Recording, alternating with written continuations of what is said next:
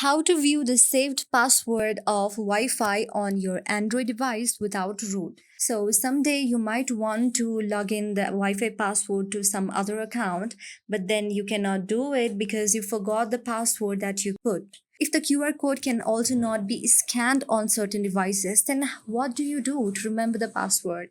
So to do that, what you can simply do is follow these following steps. Watch these steps and see how to do it.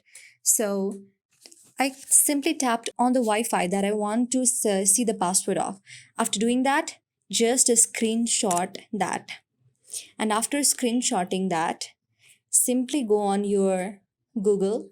After you go on the Google, on the right side you will see there is a scanner kind of here, and simply select the photo that you just copied, and when you tap on this you can see the name of my password and also everything here, network type, name and password right here. So this is how you can view the password of any Wi-Fi that you are connected and want to connect it on the other device.